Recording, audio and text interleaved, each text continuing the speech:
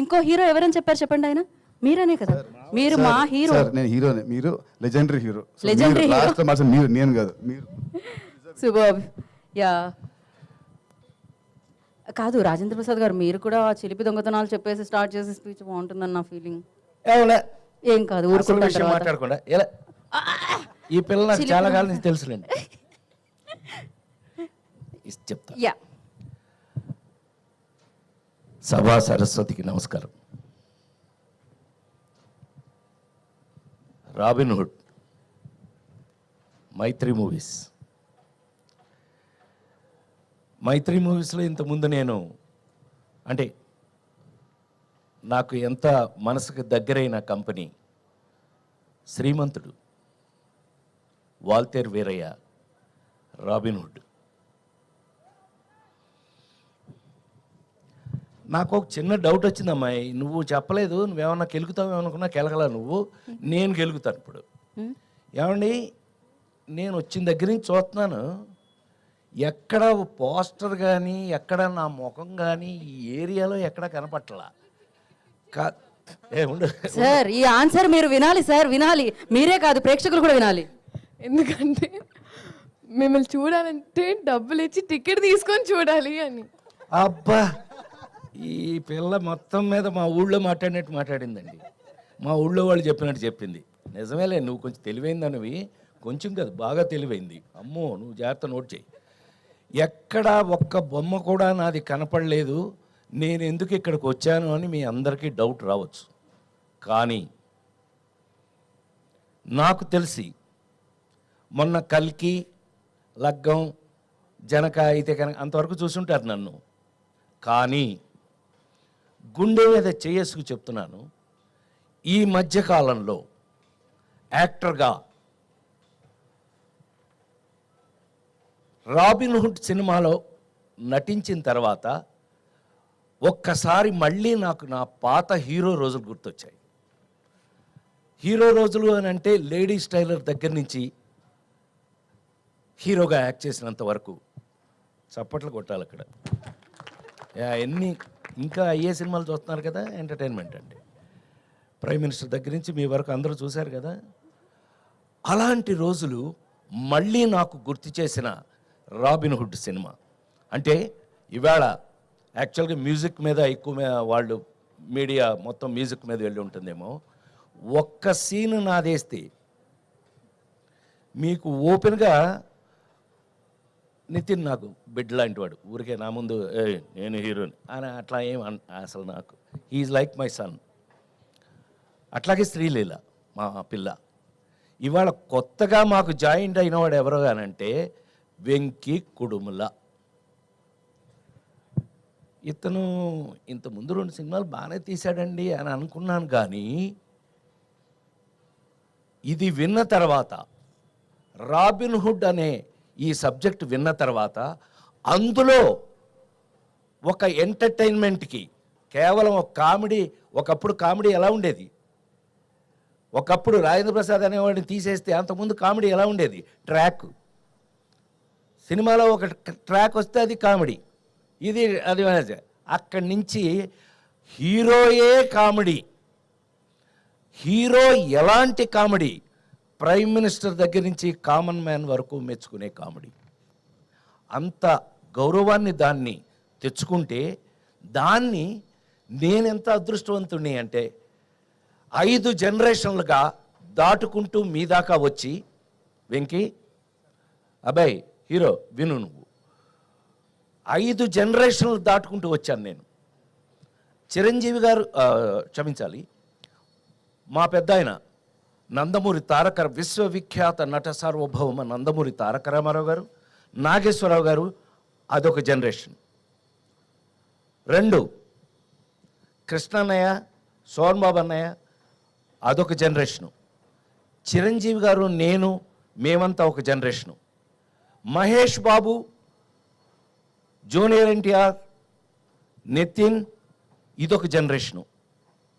ఇప్పుడు కొత్తగా జనరేషన్ వస్తుంది. మొత్తం 5 జనరేషన్లని దాటుకుంటూ మీ ముందు నిలబడిన నేను ఇంకా కూడా ఇలా ఫ్రెష్గా ఉండడానికి కారణం రాబిన్ హుడ్లో నా క్యారెక్టర్ లాంటివి.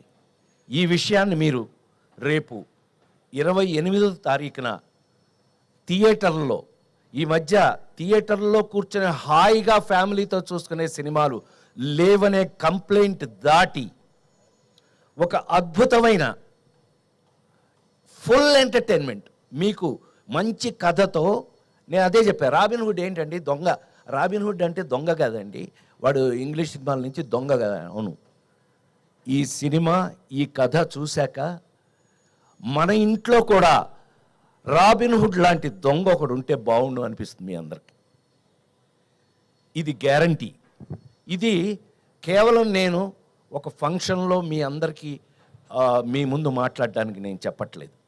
100% ఒక అద్భుతమైన కథతో ఎంటర్టైన్మెంట్ దాంట్లో మిక్స్ అవుతూ ఈ సినిమా చూసి బయటకు వచ్చేటప్పటికి మా హీరో చెప్పినట్టుగా మేము నలుగురమే గుర్తుంటామండి. లేదంటే సత్యంగా నేను నా పేరు మార్చి వేరే పేరు పెట్టుకుంటాను. అంత కాన్ఫిడెంట్గా, అంత ఎంజాయ్ చేస్తూ, నేను ఆ రోజుల్లో హీరోగా చేసిన రోజులు గుర్తొచ్చినాయి అంటానికి కారణం అది. ఆ రోజుల్లో ఇలాగే ప్రతి సీన్ని ఎంజాయ్ చేసి, ప్రాక్టీస్ చేసి, దాన్ని పర్ఫెక్ట్ చేసి యాక్ట్ చేయటం జరిగేది. ఈ రోజుకి ఇన్ని రోజుల తర్వాత మళ్ళీ నేను ఈ సినిమాని అలా చేయటం జరిగింది అని 100% గుండె మీద చేసుకు చెప్తున్నాను.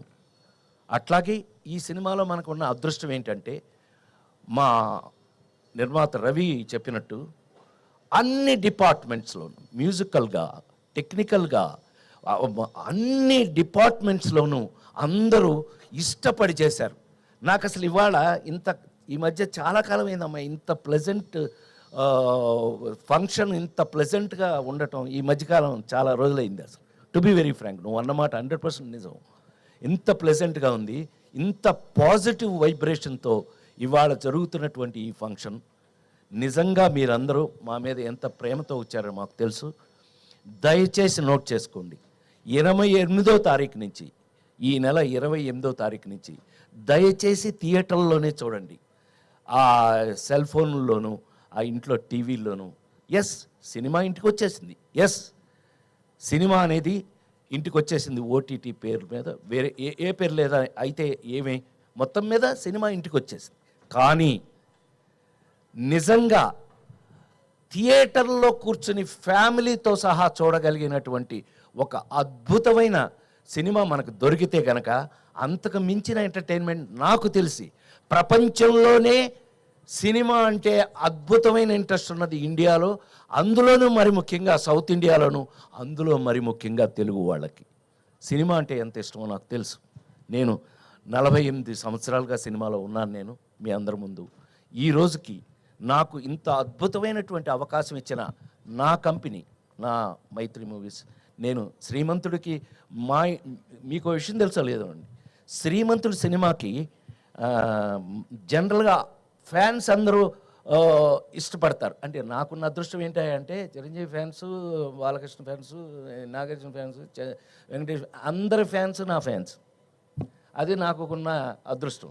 ఎందుకనంటే అందరికీ కావాల్సింది బేసిక్గా ఎంటర్టైన్మెంట్కి మించిందే ఉందండి. టెన్షన్స్ అన్నీ జీవితంలో మనకు కావాల్సినవి ఉన్నాయి. అందుకని మరొకసారి మీ అందరి ముందు సవినయంగా నేను రాబిన్ హుడ్ సినిమాని 100% మీరు ఫ్యామిలీగా వెళ్ళి 28వ తారీఖు నుంచి థియేటర్లో, అద్భుతమైన థియేటర్లో ఆ ఫీల్ తోటి సినిమా చూడండి. మీకు ఎంజాయ్మెంట్, మీరు హాయిగా అనుకున్న ప్రతి ఐటము ఈ సినిమా లేకపోతే నేను దానికి బాధ్యుణ్ణి అని మరొకసారి మీ అందరి ముందు సవినయంగా మనవి చేస్తూ, నాకు ఇంత అద్భుతమైన అవకాశం ఇచ్చిన నా కంపెనీ, సరే నా మైత్రి మూవీస్ నా సొంత కంపెనీ చెప్పాను కదా శ్రీమంతుడికి, I should thank Venky Kudumula. నువ్వు అంత అద్భుతంగా నన్ను ఇప్పుడు త్రివిక్రమ్ దగ్గర నుంచి, మీ గురువు త్రివిక్రమ్ దగ్గర నుంచి, అనిల్ రావుపూడి దగ్గర నుంచి అందరూ నా మీద ప్రేమతో ఈ జనరేషన్, నేను అన్నానే 5 జనరేషన్లు దాటి వచ్చానని, ఈ జనరేషన్ రచయిత దర్శకులు కూడా నాకు ఇలాంటి పాత్రలు రాయటం నా అదృష్టంగా భావిస్తూ దీనికి అవకాశం ఇచ్చినటువంటి, మనం ఎప్పుడు అనుకుంటూ ఉంటాం, మీకు బాగా గుర్తుండి ఉంటుంది, ఆ నలుగురు సినిమా అప్పుడు చెప్పాను నేను, నాకంటే నాకు వచ్చిన అవకాశం గొప్పది అని. సో ఇలాంటి అద్భుతమైన అవకాశం దొరికినందుకు మేము నిజంగానే, అంటే ఇవాళ ఎంటర్టైన్మెంట్లో ఛాలెంజ్ చేసి చెప్పడం కొంచెం కష్టంగానే ఉంది. ఎందుకంటే కామెడీ షేప్ కొంత మారుతూ వెళ్తుంది, కొంత బూతు ఆ టైప్లో వెళ్ళిపోతుంది. అలాంటి స్టేజ్లో మళ్ళీ మా హీరో చెప్పినట్టు ఒక అద్భుతమైన ఆర్గానిక్ కామెడీ అన్నాడు.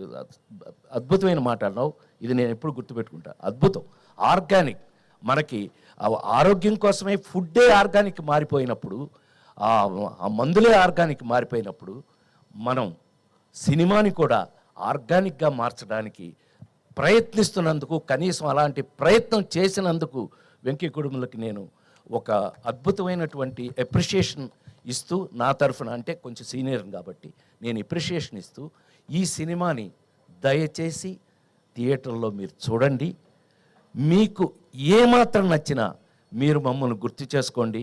అదే ఈ జన్మకి నాకు చాలు అని మరొకసారి మనవి చేస్తూ, ఈ అవకాశానికి మరొకసారి కృతజ్ఞతలు తెలియజేస్తూ, మీడియా వాళ్ళందరికీ నమస్కారం. Thank you. Thank you sir, thank you so much. దొంగతనం అన్నావు కదా, ఆగు, నేను మర్చిపోయాను అనుకున్నావా? నువ్వు ఎప్పటి నుంచి నాతో ఏమండి, నిజం చెప్పమంటారా అబద్ధం చెప్పమంటారా మహారాజా? నిజమే చెప్పవాయ్యా అన్నాడండి మహారాజు. నిజమే చెప్పవాయ్ అని. మా నాన్నగారు స్కూల్ టీచర్ అండి, military school teacher. So school teacher అండి.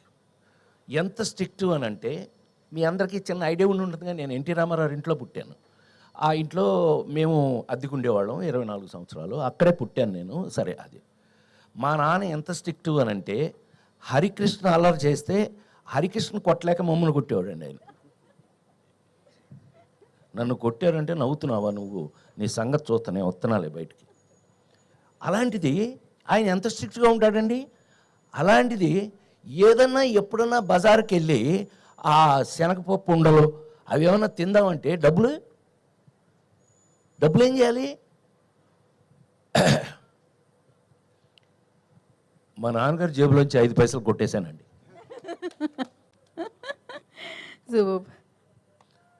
Let us frankly agree. ఈ విషయం ఇంతవరకు బహుశా తెలిసే అవకాశం లేదు. సో చిన్నప్పుడు అలాంటివి అసలు వీటికంటే మరి ముఖ్యంగా ఏంటంటే, మా ఇంట్లో 4 బ్రదర్స్ 2 సిస్టర్స్ అయితే అందరిలోనూ మా నాన్నగారి దగ్గర ఎక్కువ దెబ్బలు తింది నేనే. కారణం ఏంటంటే, పక్కింట్లోంచి జామ చెట్టు ఎలా కనపడుతుండేదండి, దానికి గుత్తులుగా కాయలు ఉండేవి, అద్భుతంగా పండేవి.